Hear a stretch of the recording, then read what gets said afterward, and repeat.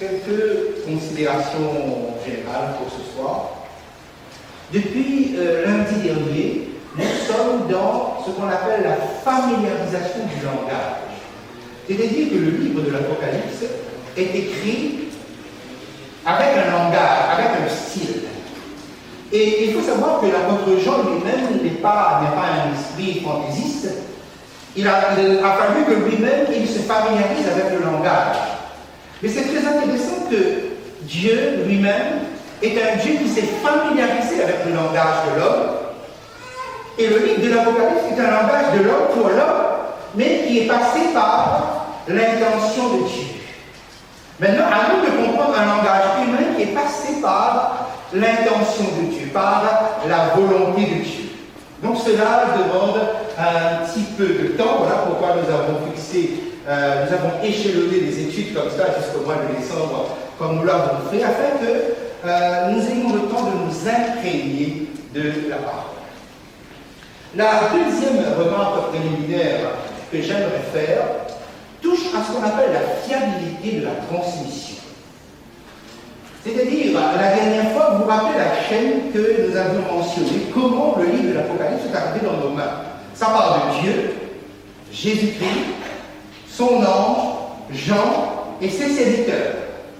Il y a là donc une chaîne de transmission qui va dépasser la défaillance de la chaîne des transmissions humaines. Parce que les hommes, quand ils transmettent toujours avec des défaillances en corrompre, je cherche un mot peut-être plus précis, on finit par tordre le sens des mots comme le sens de la communication. Il y a un jeu que les jeunes font de temps à autre qui s'appelle le téléphone arabe ou téléphone chinois. Vous savez ce que c'est que ce jeu-là? On met des jeunes, un certain nombre en fil, et puis il y a le premier qui dit quelque chose à l'oreille du second. C'est un message. Et le second doit transmettre ce qu'il pense avoir compris, et ainsi de suite jusqu'au bout. Et arrivé au bout, celui qui est en fin de ligne doit dire à haute voix qu'est-ce qu'on lui a transmis. Et la plupart du temps, c'est tout à fait l'inverse de la phrase qui a été prononcée au départ. Et ce petit jeu-là a pour objectif de montrer combien la transmission humaine des informations est une transmission bien souvent corrompue. Parfois, c'est tout le contraire même qui a été dit, parce que les hommes sont comme tels. Mais le livre de l'Apocalypse va prendre les devants pour vous assurer de la fiabilité, de l'exactitude des données qui se trouvent dans ce livre. Prenez par exemple avec moi le chapitre 1er, le verset 2. Chapitre 1er, le verset 2. Apocalypse, donc dernier livre de la Bible. Si vous n'avez pas de Bible, nous en avons ici. Nous pouvons vous en prêter une. Chapitre 1er, verset 2. Regardez comment, au verset 2, après que Jean ait parlé de cette transmission qui va de Dieu jusqu'à l'Église, verset 2, lequel, Jean, il parle de lui, Jean, si vous regardez le dernier mot du verset 1er, lequel a attesté la parole de Dieu et le témoignage de Jésus-Christ, tout ce qu'il a vu. Jean s'affirme et confirme son testament, son témoignage. Vous êtes au début du livre, vous êtes dans le prologue. Alors, un instant dans l'épilogue, c'est-à-dire la fin du livre, au chapitre 22. Prenez avec moi le chapitre 22. Vous êtes à la fin, vous êtes dans l'épilogue, vous êtes dans la conclusion du livre.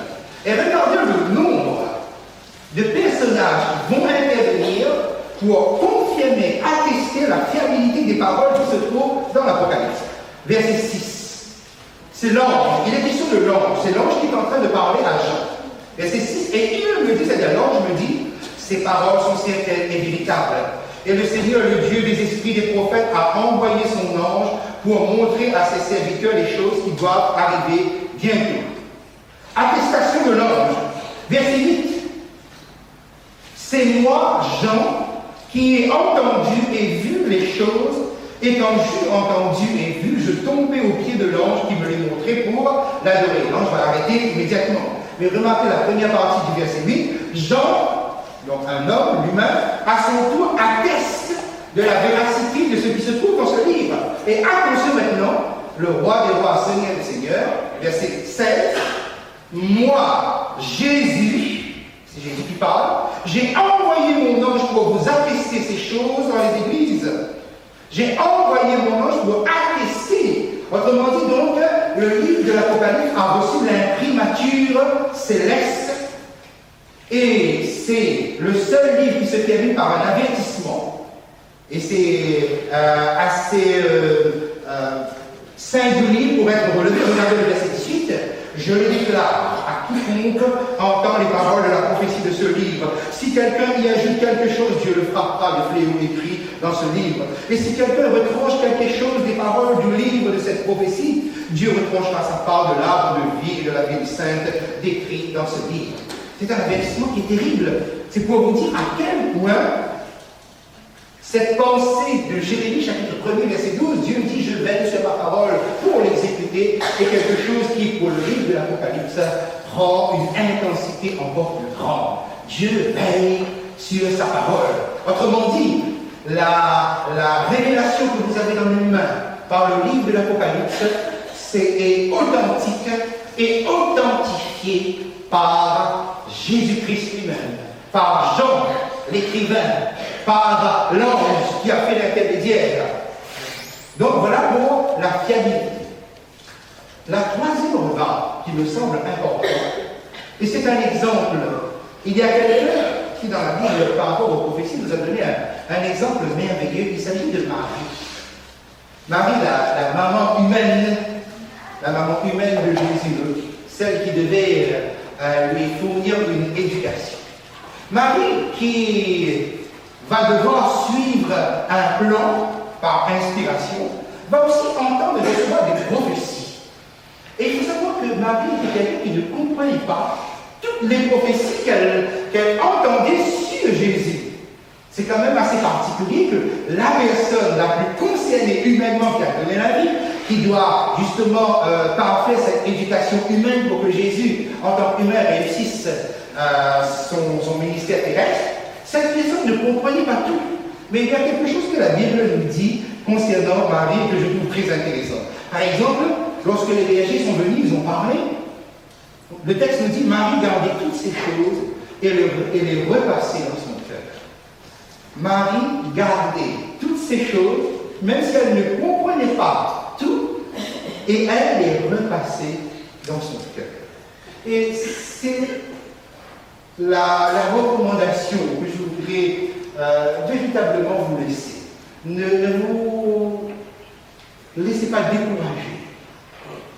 S'il y a des choses que vous sentez qui échappent à votre compréhension, c'est normal. Marie ne comprenait pas tout. Lorsque Marie sera au temple pour la présentation de Jésus en face de Siméon, Siméon va sortir un certain nombre de prophéties et va dire à Marie qu'est-ce qu'il attend, c'est quelque chose de terrible. Marie qui était toute contente dans l'admiration des choses qu'on dit qui sont données, mais Siméon va jeter une douche froide là-dessus, mais Marie ne comprend pas. Ça la concerne, mais à un moment donné, elle va le comprendre lorsqu'elle sera en face de la croix et que Jésus sera suspendu entre le ciel et terre. Elle va saisir, elle va pleurer, elle va crier, elle aura mal. Et bien souvent, vous savez, les prophéties se complètent dans nos expériences. Plus tard, lorsque Jésus a 12 ans, Jésus parle à ses parents. Et le texte nous dit, mais ils ne comprenaient pas ce qu'il leur disait. Cependant, il leur restait soumis. Sa mère gardait toutes ces choses dans son cœur. Et c'est une recommandation que je voudrais vous faire. Nous ne comprenons pas tout, mais vous pouvez le garder dans votre cœur. Et vous pouvez les passer et les repasser dans votre cœur. Parce que, et c'est ça la puissance de Dieu, même ce qu'on ne comprend pas peut devenir une véritable consolation. Et Dieu le fait exprès pour que votre expérience vous amène à la maturité spirituelle dans ce que vous savez de la parole de Dieu. Il n'a pas voulu qu'aucun esprit humain ne puisse comprendre véritablement l'étendue, la profondeur, d'un coup comme ça, la profondeur des prophéties. Non, on le comprend par expérience. Comme Marie qui va comprendre dans la douleur ce que signifiaient les paroles de Zacharie. Et quelquefois, c'est cela aussi. C'est jeter dans l'expérience que les paroles de la prophétie deviennent claires à nos yeux. Voilà donc 3 recommandations, 3 considérations qui me semblaient importantes afin que vous ne soyez pas découragés. Ok? Alors je vous propose donc que nous puissions reprendre notre texte et reprendre votre guide là. C'est ici le prologue, comme vous le voyez ici. Nous sommes donc dans le chapitre 1er que nous avions commencé la fois passée. Nous sommes dans la familiarisation du langage de l'Apocalypse. Alors, vous pensez, nous sommes dans la familiarisation. Prologue. Dans le prologue, on a lu ces versets la fois passée. Vous les avez encore pratiquement bien frais dans votre esprit. Vous avez la présentation du peuple. Et là, Dieu va utiliser le chiffre 3. Le chiffre 3 pour la présentation du peuple, 3 c'est un chiffre qui est collé à la perfection du Seigneur, qui est collé à la sainteté de Dieu. Et ce chiffre va être utilisé pour présenter le peuple. C'est-à-dire que nous allons avoir une compréhension de la notion du peuple de Dieu par le chiffre 3. Mais par étapes. Regardez, vous vous rappelez le verset 1er, on a dit ses serviteurs. Le verset 4, les églises. Et le verset 6, un royaume des sacrificateurs. Nous avons donc une compréhension par étapes. 3, parce que 3 c'est le chiffre de Dieu. 3 c'est ce qui nous ramène à la personnalité, à la perfection de Dieu. Mais regardez bien maintenant. Qu'est-ce que ces notions, sur quoi ces notions nous induisent véritablement? Regarde, c'est quoi l'Église? L'Église c'est un royaume et des sacrificateurs. La chose est révolutionnaire d'emblée. Pourquoi? Parce que qui fait partie de ce royaume? C'est vous. Qui sont ces prêtres, ces sacrificateurs? C'est vous. Et là, nous constatons qu'en fait, que à partir de ces paliers-là, la manière dont Dieu nous révèle la notion de son peuple, c'est qu'il n'y a pas de distinction de personnes sacrées à l'intérieur de l'Église.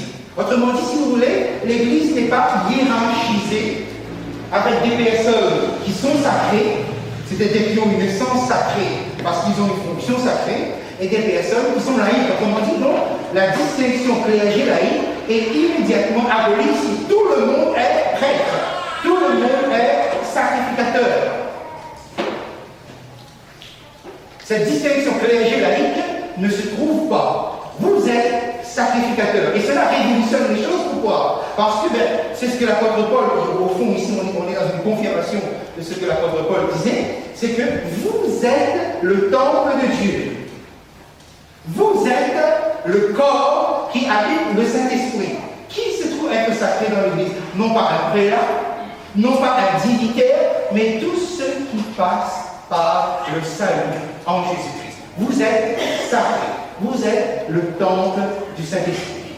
Chacun de vous. Du coup, donc, ça abolit les distinctions. Et c'est le Saint-Esprit qui va gérer l'Église en fonction des dons. Des dons ne rendent pas quelqu'un supérieur à l'autre.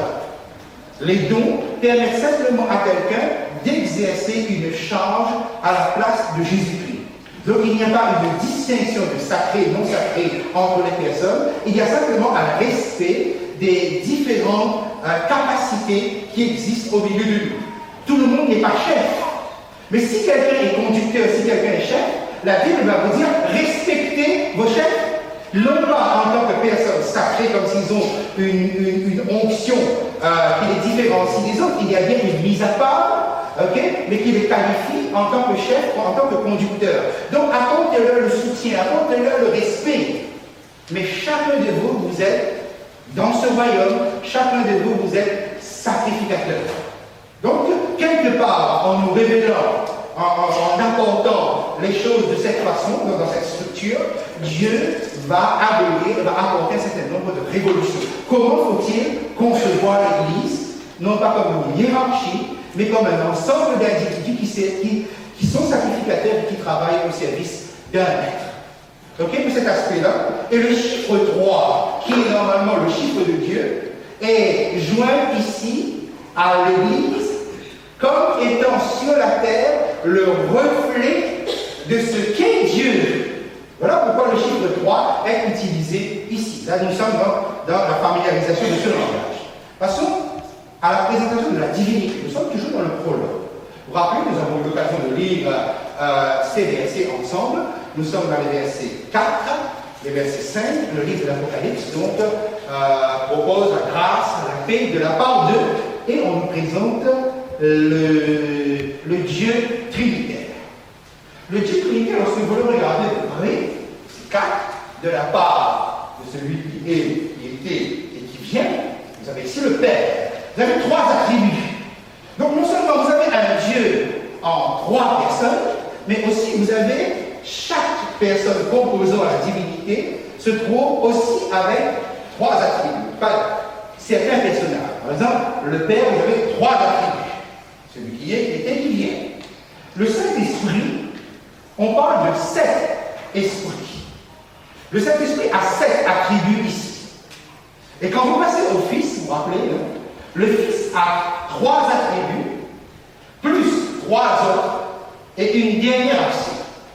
Alors, regardons simplement le texte pour être plus concret. Voyons le texte. Là, vous avez ça, hein? Donc vous complétez sur votre feuille. Au verset 8, qu'est-ce qu'on nous dit? Le Père dit, je suis l'alpha et l'oméga. Ce n'est rien d'autre donc que le parallèle de celui qui est, je suis, c'est l'expression l'éternel, le Dieu du buisson ardent. Ce Dieu a un passé. Ce Dieu a une référence dans le passé. Et nous insistons sur l'Ancien Testament justement à cause de cela. Parce que comment savoir comment est ce Dieu? Quelle est la nature de ce Dieu? Ben, ce Dieu, c'est le Dieu d'Abraham, d'Isaac, de Jacob. Ce Dieu a une histoire dans l'histoire de ce monde. Ce Dieu qui était donc, ceux qui lisent l'Apocalypse se réfèrent à ce Dieu-là. Et ce Dieu ne change pas. Donc voilà pourquoi on ne dit pas qui sera. Pourquoi? Mais parce que si Dieu est, et s'il a été, il sera toujours comme tel. Il a été ce qu'il est. Donc ce sera toujours comme cela. Voilà pourquoi ce qui nous importe, c'est l'élément suivant. C'est l'intervention puissante de ce Dieu dans l'histoire de ce monde. C'est le Dieu qui vient. Et cela, ça nous intéresse. C'est le Dieu qui va entrer, c'est le Dieu qui va frapper l'histoire de ce monde.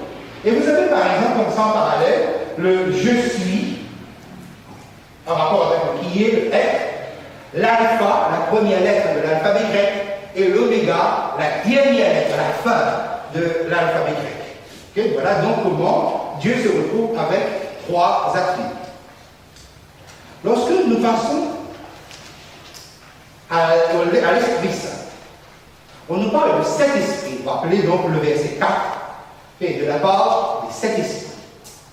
Et je vous avais dit que non pas qu'il y a 7 esprits, mais nous sommes ici avec ce qu'on appelle la plénitude du Saint-Esprit. Si nous allons dans l'Ancien Testament, par exemple, le Ésaïe 11, 1 à 3, voilà ce que nous retrouvons.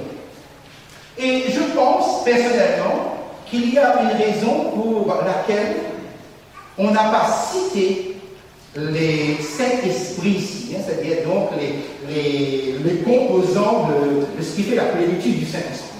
C'est pour nous obliger à aller dans le texte. C'est pour nous obliger à aller dans Ésaïe, chapitre 11. Et là, vous avez l'énumération. C'est un seul esprit, mais avec ces 7 aspects. Voici comment le texte commence. Verset 1er, puis un rameau sortira du front d'Isaïe, et un rejeton naîtra de ses racines. Il s'agit de la messianité de Jésus, lorsque Jésus s'est incarné, lorsque Jésus est venu sur la terre. Ok? Et voici la suite du texte. L'esprit de l'Éternel reposera sur lui, esprit de sagesse et d'intelligence, esprit de conseil et de force, esprit de connaissance et de crainte de l'Éternel. Okay? Si vous incluez l'esprit de l'Éternel, dedans vous avez bien les 7 esprits. L'esprit de l'Éternel est considéré parmi les 7. Il respirera la crainte de l'Éternel, verset 3, il ne jugera point sur l'apparence, il ne prononcera point un oui-dit. Là, vous complétez sur votre feuille. Voilà, vous avez les 7 esprits qui sont ici soulignés. Remarquez bien ça. Lorsque Jésus devient homme, lorsque nous assistons à l'incarnation de Jésus, il y a le Saint-Esprit qui descend sur lui. C'est le Saint-Esprit, si vous lisez dans les évangiles, on vous dit que le Saint-Esprit descend sur lui le jour de son baptême. Et ce qui va caractériser la manifestation du Saint-Esprit en Jésus, c'est-à-dire le Jésus homme que nous allons voir cheminer sur cette terre pendant 3 ans, ce sont ces 7 caractéristiques-là. Voilà. Il est rempli du Saint-Esprit. Il a la plénitude de l'Esprit de Dieu par ces 7 qualificatifs. Mais regardez bien, il y a quelque chose, et tout à l'heure je vous disais, pourquoi le Saint-Esprit n'a pas écrit dans le livre de l'Apocalypse, n'a pas énuméré. C'est pour nous renvoyer là-bas. Et nous renvoyer là-bas, c'est nous renvoyer sur Jésus sur terre. Et regardez ce qu'on nous dit lorsque Jésus était rempli du Saint-Esprit. Regardez ça. Il respirera la crainte de l'Éternel. Vous retenez ça? Quelqu'un qui est rempli du Saint-Esprit, il respire, c'est-à-dire il vit, parce que respirer c'est vivre. Il vit, il respire la crainte de l'Éternel. Retenez cette expression, parce que quand nous viendrons sur le cœur du livre de l'Apocalypse, vous allez retrouver ça. Okay? Mais regardez la suite. Et la suite, pour moi, est certainement le redressement de notre mentalité, sans doute à nous réunir, parce que moi aussi j'ai grandi dans ce contexte-là. Et regardez bien ça, c'est très important avant que je passe au diapo suivant. Il ne jugera point sur l'apparence, il ne prononcera point sur un lui dire. C'est quoi un lui dire? Un lui dire, c'est que j'ai entendu quelque chose, il dit ah bon, c'est comme ça? Ah d'accord, ok. Et on se prononce dessus. Vous savez comment on appelle ça à la réunion? C'est les commérages, ok? Vous savez comment notre mentalité a un accès facile à ces choses-là? C'est-à-dire donc juger sur l'apparence. Mes amis, quelqu'un qui a la plénitude du Saint-Esprit, quelqu'un qui a la plénitude de l'Esprit de Dieu, ne juge jamais quelqu'un sur l'apparence. Quelqu'un qui a la plénitude de l'Esprit de Dieu ne se prononce pas sur un oui-dire. C'est-à-dire tout ce qu'on appelle les commérages, tout ce qu'on entend, là où notre cœur est facile à croire, sans même vérification, ce qu'on nous dit sur les uns des autres. Et vous savez que le Saint-Esprit a pris soin de mettre cet avertissement dans sa parole, que Jésus n'était pas comme ça. Jésus n'était pas quelqu'un qui jugeait sur l'apparence. Jésus n'était pas quelqu'un qui écoutait ce qu'on racontait sur le dos des autres et qui comment dire, ça sentait une espèce de piment dans sa vie, d'avoir appris, d'avoir entendu des choses sur les uns les autres. C'était quelque chose qui est banni, et je le dis, je le souligne ici, être rempli du Saint-Esprit, bannit un tel état d'esprit. Un chrétien ne peut pas se nourrir et nourrir sa vie de ces choses qui font notre mentalité ici. C'est révolutionnaire, mes amis, si nous arrivons déjà par la plénitude du Saint-Esprit, commencer à éradiquer cette mentalité de notre vie chrétienne. Ok? Parce que c'est l'exemple qu'on nous donne. Voilà Jésus quand il est rempli du Saint-Esprit, voilà ce qu'il ne fait pas, voilà ce qu'il n'est pas, voilà ce qu'il ne supporte pas. Et du coup, ben forcément, ça veut dire que ces bras se trouvent être ouverts à tout le monde. Même peut-être quelqu'un qu'on a critiqué, même peut-être quelqu'un qu'on a parlé sur l'apparence, même peut-être quelqu'un qu'on a dit ceci ou cela. Non, Jésus était capable d'accueillir. Et c'est ça le mystère chrétien. Pouvoir avoir les bras de Jésus pour pouvoir accueillir peut-être des gens qui n'ont plus de refuge. Vous voyez, c'est ça, être rempli du Saint-Esprit. Il fallait donc ouvrir cette parenthèse, et je le répète, si on nous a renvoyés là-bas, c'est pour nous donner un modèle. C'est quoi ressembler à Jésus? C'est un modèle moral. Et l'immoralité n'est pas simplement des actes ponctuels en dehors de notre corps, de notre chair, c'est véritablement peut-être ce qui se passe au plus profond de nous-mêmes. Les signes, donc, quelque part, qui indiquent que nous sommes véritablement enfants de Dieu, remplis du Saint-Esprit. Okay. Le livre de l'Apocalypse arrive sur Jésus maintenant. Si vous prenez Apocalypse chapitre 1er, donc nous arrivons sur le Fils, et nous avons fait ressortir que le Fils est placé en 3e. Alors que généralement on dit le Père, le Fils et le Saint-Esprit, ici le Fils est placé en 3e. Et vous avez ici, versets 5 et 6, donc une révélation plus grande, de la part de Jésus-Christ, le témoin fidèle, le premier-né des morts et le prince des rois de la terre. Vous avez donc sur votre feuille ici ce qu'il y a à compléter. Voici comment on nous présente Jésus, c'est l'identification. Le témoin fidèle. Le témoin fidèle, c'est l'incarnation de Jésus. Vous notez? Le témoin fidèle, c'est l'incarnation de Jésus. Dans quel sens?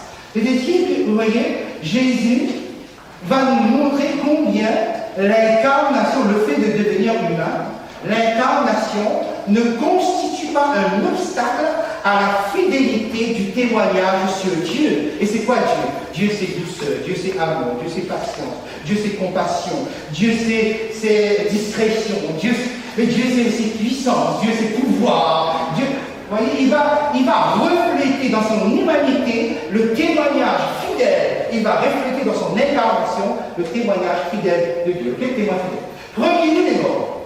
Le premier élément, c'est sa mort et sa résurrection. Premier, pas dans le sens chronologique, puisque nous avons des personnes qui sont mortes et qui sont ressuscitées avant Jésus. Prenons par exemple le cas de Moïse, qui est mort, et Moïse est ressuscité pour l'éternité, tandis que Lazare est mort, mais Lazare est ressuscité pour un laps de temps. Lazare meurt de nouveau, et Lazare va être ressuscité lorsque Jésus reviendra. Okay? Donc, il y a avant Jésus des personnes qui sont mortes et qui sont ressuscitées, qui sont entrées dans l'éternité. Le premier ici, ce n'est pas dans l'ordre chronologique, mais c'est la prééminence de Jésus-Christ sur toute chose. Remarquez bien ceci, et c'est pour ça, j'aime Jésus, vous savez, pour vous particulièrement dans sa discrétion. Regardez bien, Moïse est mort et ressuscité avant. Vous avez des apôtres, des disciples qui ont fait des miracles, plus que Jésus n'a fait des miracles. Et Jésus même a dit à ses disciples, vous en ferez bien plus. En intensité, mais c'est extraordinaire, que l'ombre même de quelqu'un qui passe pouvait guérir des malades. Ok, donc, des gens après Jésus ont fait des miracles, plus que Jésus, donc plus extraordinaire que Jésus. Et Jésus ne prenait jamais ombrage de cela. Je vais vous dire quelque chose qui est très important, parce qu'on lui a donné le titre de premier, la prééminence. De toute façon, quand Jésus arrive, il a toujours la première place. Chose que Lucifer ne pouvait pas accepter.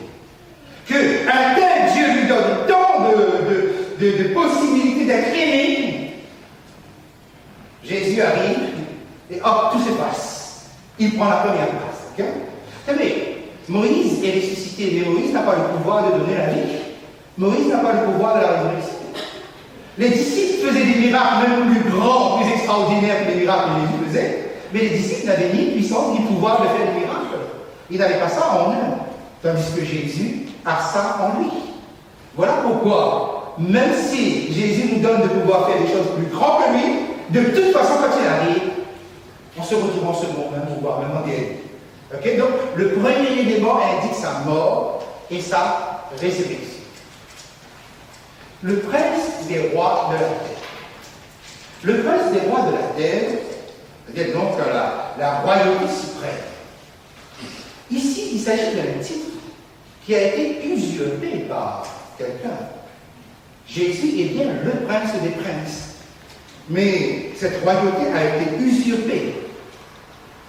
Et je vais vous dire une chose que jusqu'à aujourd'hui, quand on pose la question, mais Jésus est prince des rois de la terre. Mais quel roi? Je n'ai pas connaissance que François Hollande, Angela Merkel, ou voire même le prince de Monaco, ou la reine Elisabeth, on a fait le jubilé encore tout récemment, pense à Jésus et rend à Jésus la gloire qui lui revient. Jésus est le prince des rois de la terre, mais cette royauté n'est pas reconnue. Cette royauté n'est pas exprimée par les grands de ce monde. Mais cette royauté est donc reconnue et exprimée par qui? Regardez les trois suivants. Puisque on a trois.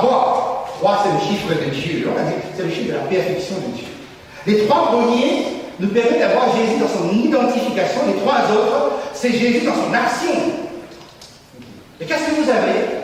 À celui qui nous aime. Ce que Jésus ressent pour nous. À celui qui nous aime. C'est l'amour de Jésus. Qui nous a délivrés de nos péchés par son sang. C'est ce que Jésus a fait pour nous. Son action pour nous. Et qui a fait de nous un royaume de sacrificateurs. C'est ce que Jésus a fait de nous. Okay? Il a fait de nous un royaume de sacrificateurs. Remarquez bien lorsque vous regardez cette parole. À celui qui vous aime, Jésus vous aime. Il nous a délivrés de nos péchés par son sang. Vous avez une allusion à la délivrance de l'esclavage de l'Égypte par le sang d'un agneau qui avait été immolé et qu'on mettait sur eux. C'était la délivrance de l'esclavage. Il nous a délivrés de nos péchés. Sortez un instant de votre esprit que le péché, c'est simplement un acte identifiable, ponctuel, immoral, qu'on identifie comme tel sur le moral. Le péché, c'est aussi ça, mais ce n'est pas que ça.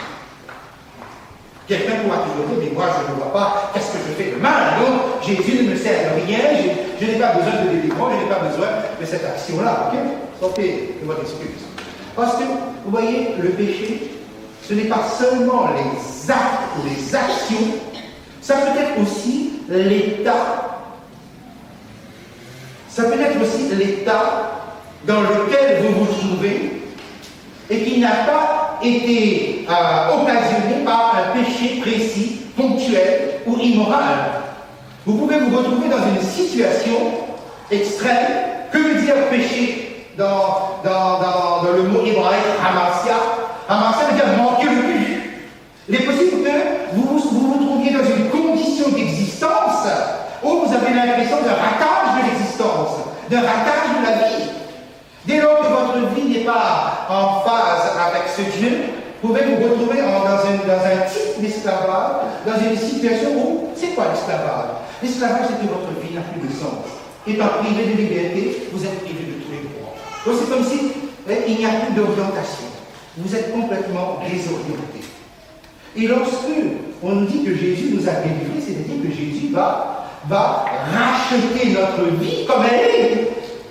Et croyez-moi, on n'est pas obligé de commettre des actes mauvais pour dire ah là là, je suis rien, je ne vaux rien, etc. Ça peut arriver effectivement. Mais quelquefois, sans tout cela, nous nous retrouvons avec une vie complètement paumée, complètement ayant raté son but. C'est ça le sens du péché. La notion du péché, c'est que Christ va aussi vous délivrer d'une situation où plus rien n'a de sens dans votre vie. C'est ça.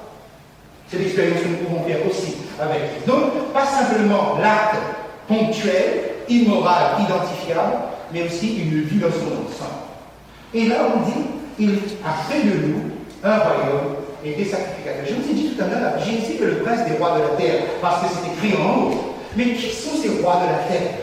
Qui sont ces rois de la terre? Mais Jésus a fait de vous un royaume des sacrificateurs. Ces rois de la terre, mes amis, ce ne sont pas ceux qui sont couronnés dans la dignité de ce monde.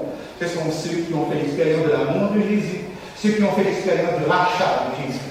C'est eux que Jésus, c'est d'eux que Jésus a fait un royaume des sacrificateurs. Ces rois de la terre, ce sont les rachetés. Ces rois de la terre, c'est vous. Jésus a dit à ses disciples, il n'y avait aucun roi là-dedans, mais vous serez assis sur les trônes. Vous allez régner, vous allez juger.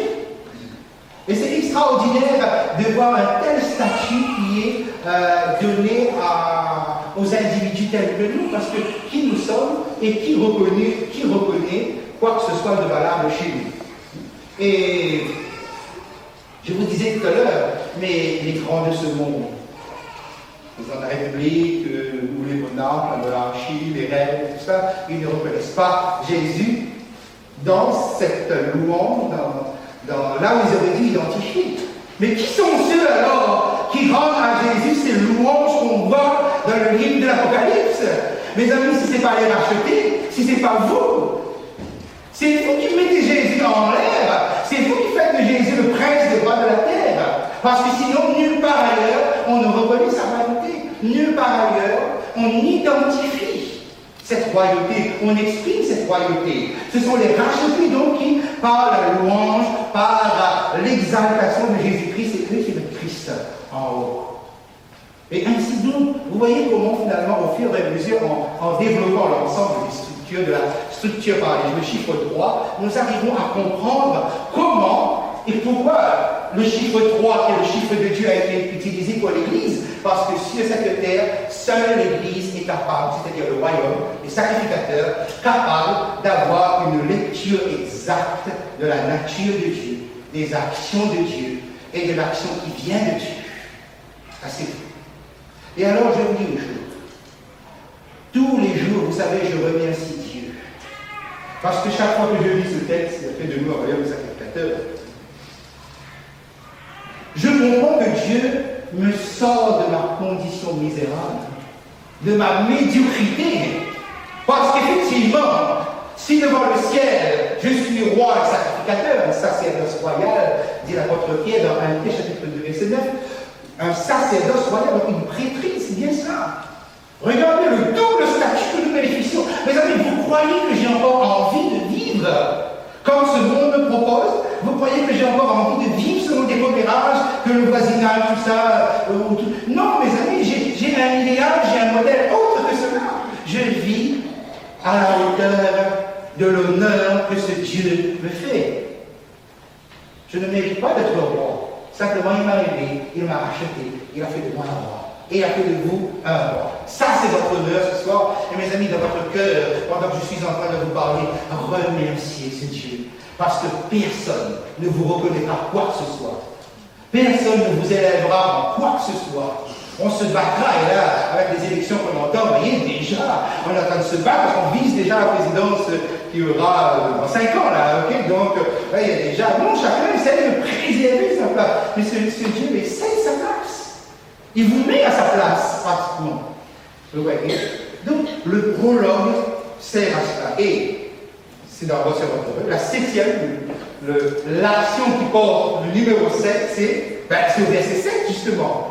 Voici, vous voulez bien le lire un peu avec moi, si je parle, peut-être vous parler ici avec moi. Verset 7, qu'est-ce qu'il dit? Voici, il vient avec les nuits. Et combien de verront? Tout cœur le verra, même ceux qui l'ont dit. Ok? C'est la 7e action de Jésus. D'accord? Alors, nous aurons l'occasion de revenir sur pourquoi le Saint-Esprit se retrouve au milieu et avec lui le chiffre 7. Okay? Nous allons aller dans la dernière partie de notre étude de ce soir. Et donc, ce que donc j'appellerai la vision inaugurale. On l'avait introduit la dernière fois. Okay? Vous pouvez, au jour du Seigneur, j'ai mis maintenant pour vous les textes. Hein? C'est le Yom Yahvé. Yom Yahvé, jour de l'Éternel. Les références, vous l'avez avec Joël, Sophonie, Malachie, etc. Verset 11, les destinataires. Cette église, vous complétez. Okay? Sardes, Philadelphie, Laodicée. D'accord? Voilà, nous arrivons au verset 12. Je prends avec vous le verset 12. L'apôtre Jean qui a entendu une voix derrière lui, je me retournais 2 fois, on va utiliser le mot retourner. Je ne reviens pas sur cette pensée que dans la pensée hébraïque, l'avenir est derrière, le passé est devant. Je me retournais, verset 12, je me retournais pour connaître quelle était la voix qui me parlait. Et après m'être retourné, qu'est-ce que je vis 7 chandeliers d'or. Ok? Je vis 7 chandeliers d'or. Nous avons ici donc une allusion avec le chandelier qui se trouve dans le sanctuaire. Je vais donc vous mener un petit moment donc à considérer.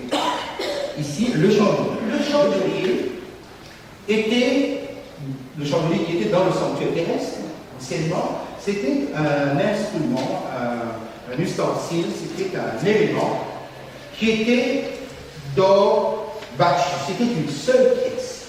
En réalité, il y avait 6 branches avec une tige centrale qui avait sa signification. Le chandelier d'or, vous notez sur votre feuille, était un objet appartenant au sanctuaire. Maintenant, la question, pourquoi? Il entend une voix derrière lui et il veut identifier la voix. Quand il se retourne, la première chose qu'il voit, ce n'est pas la personne qui a parlé, mais c'est un objet qui lui est familier. Rappelez-vous, on avait dit que Jean est très familier avec la pensée hébraïque. C'est 7 chandeliers d'or. Chandelier d'or. Pourquoi chandelier d'or est placé ici? Nous sommes en train de nous familiariser et de comprendre aussi en même temps la méthodologie que Dieu met en place. Au verset 11, Dieu avait dit ce que tu vois, écris-le et envoie-le aux 7 églises. Les églises, on avait vu la dernière fois, il s'agit donc d'une perspective bien plus longue que les églises qui étaient là. Écris-le. Comment, dites-moi, vous êtes les destinataires de ces livres, puisque c'est ce que nous sommes en train de dire tout à l'heure, vous êtes destinataires de ces révélations, de ce livre. Comment allez-vous comprendre un livre qui sera écrit dans un langage symbolique? Comment Dieu compte-t-il s'y prendre qu'il dit à Jean, écrit? Mais écrit comment? Eh bien, Dieu va donner un plan, Dieu va donner une méthode. Et si Jean voit un sanctuaire, attention, ce n'est pas innocent. Vous aussi, vous êtes concernés par cette vision d'un sanctuaire, particulièrement de cet outil qui est là, de cet objet qui est là, okay, qui l'intéresse au plus haut point. Pourquoi? Parce que bien, les observateurs, et lorsque vous lisez d'ailleurs l'ensemble du livre même, vous ne tardez pas à constater que le livre est écrit sous forme de chandelier, a une structure sous la forme de chandelier, de candélabre, okay, comme je l'ai écrit ici. Okay. Vous allez compléter ce que je n'ai pas mis. Alors, voici comment se structure le livre et comment, par un système de renvoi, okay, en se modelant sur le chandelier à 7 branches, il nous est possible de pouvoir faire des références ou des renvois pour interpréter. Prenons par exemple, vous savez, je vous ai dit, le chandelier était une seule pièce et avait en fait 6 branches qui se rejoignent. Et quand vous regardez l'ensemble du livre, la façon dont le livre est révélé, vous avez bien un prologue. Bon, nous l'avons étudié, nous l'avons regardé de près. Et lorsque vous lisez l'épilogue, vous constatez que l'épilogue est la réponse au prologue, le complément et le renvoi au prologue. Donc le prologue, l'épilogue, va quelque part nous permettre de mieux comprendre encore la pensée de Dieu. Lorsqu'on avance dans le livre, vous avez la partie dite des promesses de Dieu. Lorsque vous allez à l'avant-dernière partie du livre, la partie qui précède l'épilogue, vous avez la réalisation de ces promesses qui sont ici. Ensuite, vous faites un pas de plus dans le livre de l'Apocalypse, on donne à l'Église sa mission. Et lorsque vous allez à la partie correspondante, comme sur l'image du chandelier, le succès final du travail de l'Église ne se voit pas pendant que la mission est en train d'être accomplie, mais après, il y a un succès final. Ensuite, on avance un peu plus loin dans le livre, un peu plus vers le centre dans le livre, on a ce qu'on appelle les jugements partiels. Pourquoi? Parce que la Bible, l'Apocalypse nous révèle que pendant que l'Église est en train d'accomplir sa mission, elle est l'objet d'attaques, de pression de tous les côtés. Comme si donc l'Église qui accomplit véritablement sa mission, accomplissait quelque chose qui dérangeait le monde. Et que fait Dieu? Dieu vient et délivre partiellement son peuple. Les délivrances sont partielles. Et lorsque vous allez vers la partie correspondante, c'est après que vous avez le jugement définitif. Vous arrivez ainsi au milieu du livre. La partie centrale du livre qui correspond à la tige centrale du chandelier. Et là, vous avez cette partie qu'on appelle, je mets ici le grand conflit, c'est-à-dire là où tout va se dénouer, là où tout va être déjoué, où Dieu va remporter sa victoire finale. Et lorsqu'on regarde le cheminement historique, nous constatons que cette période qu'on appelle le grand conflit, qui est au centre du livre, correspond à notre période actuelle. Alors, attention, vous concentrez-vous juste un instant, je complète la pensée ici. L'ensemble du livre de l'Apocalypse, construit sur le chandelier à 7 branches, est un ensemble, une série de révélations qui se compose de 7 séries, chaque série elle-même se composant de 7 parties. Et ça peut vous paraître embrouillé, mais regardez. Vous avez 1, 2, 3, 4, 5, 6, 7. Vous avez 7 églises. Vous avez 7 sceaux. Les 7 sceaux correspondant à la mission que Jésus confie sur l'Église. Vous avez les 7 trompettes. Les 7 trompettes correspondant à la façon dont Dieu délivre son peuple au fil de l'histoire. Et puis vous arrivez à une période centrale où tout va se jouer. Ou même on s'approche de la bataille d'Armageddon, de la guerre d'Armageddon si vous voulez. Okay, nous sommes dans cette partie où nous tirons, nous allons vers la fin. Remarquez bien, sur ce schéma, le centre correspond à la fin. Ok? Vous avez ici 7 situations, 7 signes par lesquels le Dieu décrit cette phase finale du grand conflit. Je répète, parce que nous avons dit ici qu'il y a 7 églises, suivies de 7 trompettes. Les trompettes constituent donc ce qu'on appelle le jugement partiel. Et puis nous arrivons à la partie centrale du livre, qui est notre époque, où tout va se déjouer. C'est-à-dire notre époque correspondait donc à l'époque où Jésus revient. Et après cela, vous avez les 7 fléaux, qui correspondent au jugement guérité. Ensuite, vous avez les 7 victoires du peuple de Dieu décrites dans ce succès final.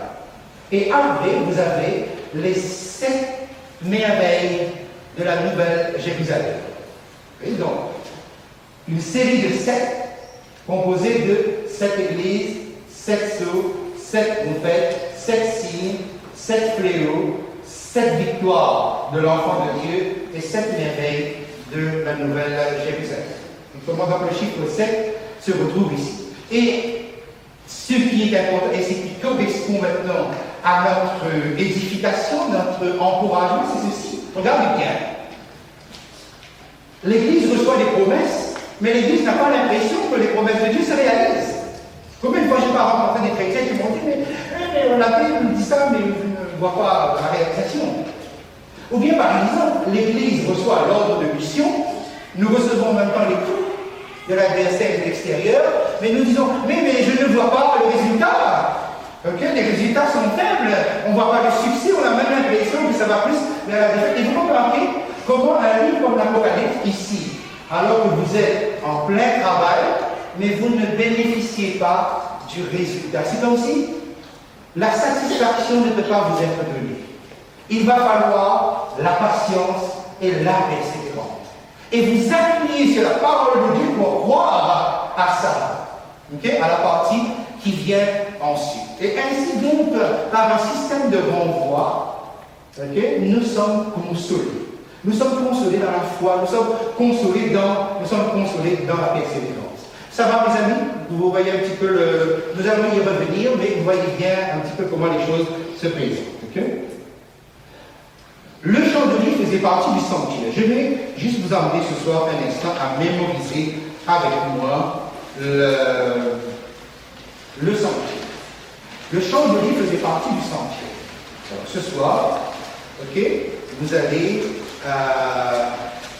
très rapidement, très facilement mémoriser le mobilier, l'ensemble du mobilier qui se trouve dans le sanctuaire. Alors ici, vous avez ce qu'on appelle le parvis. Dans le parvis, vous avez 2 mobiliers. L'autel des holocaustes où on faisait les sacrifices et la cuve des reins où on faisait les ablutions. Okay? Vous avez ici l'autel des sacrifices, l'autel des holocaustes, et vous avez la cuve des reins pour faire les ablutions avant d'entrer. Vous avez le schéma, vous pouvez le noter ici. Le sanctuaire était séparé, était en 3 parties. Vous avez le parvis. Quand nous entrons à l'intérieur du sanctuaire, même de la tente, il y a la première partie qu'on appelait le lieu saint. Dans cette première partie, il y avait la table des pains de proposition, 12. 12 est un chiffre auquel nous reviendrons. En face, on a ce fameux chandelier qu'on a parlé tout à l'heure et qui devient la structure par laquelle Jean va rédiger son Apocalypse. Et puis, vous avez ici l'autel des parfums. Okay? Alors, quand vous entrez dans le lieu saint, vous avez la table des pains de proposition. En face, vous avez le chandelier à 7 branches. Et un petit peu plus en avant, vous avez l'autel des parfums. Okay? 3 qui se trouvent dans le lieu saint. Ensuite, quand on avance un petit peu plus, il y a un rideau qui sépare ces 2 compartiments, on a le lieu très saint. Dans le lieu très saint, il y avait un coffre qu'on appelait l'arche. Au-dessus du coffre, il y avait un couvercle qu'on appelait le propitiatoire. Et à l'intérieur, il y avait les tables de la loi. Et ici donc, le coffre, le couvercle, qui était un mobilier à part, et à l'intérieur, on a la table des 10 commandements. Remarquez bien ici maintenant, Jésus va mourir et Jésus va monter. Nous sommes à l'ascension. Où est-ce que Jésus se rend après son ascension? Où va-t-il? On prend quand même le texte un moment avec vous, Hébreux 8, qui n'est pas très loin de l'Apocalypse, un peu avant. Hébreux 8, verset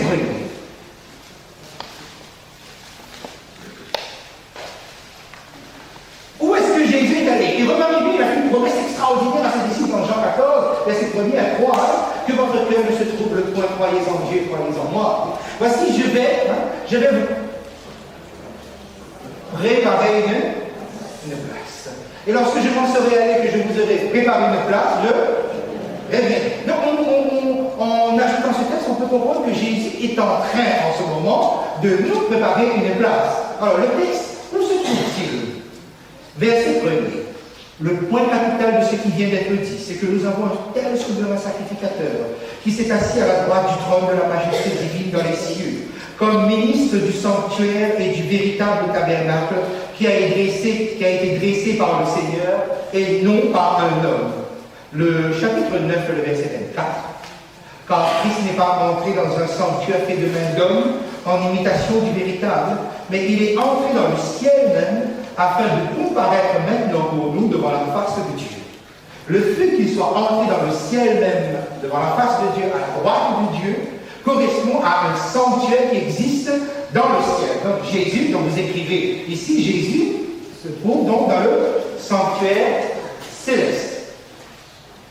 Jésus, après son ascension, se trouve dans le sanctuaire céleste. Maintenant, quand vous regardez le livre de l'Apocalypse, j'ai mis ce schéma-là pour vous.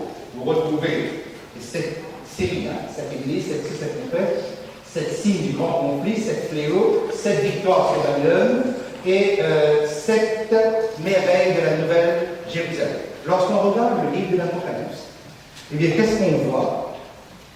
En introduction de chaque série, de chaque cycle de cette, vous avez un événement dans le sanctuaire céleste.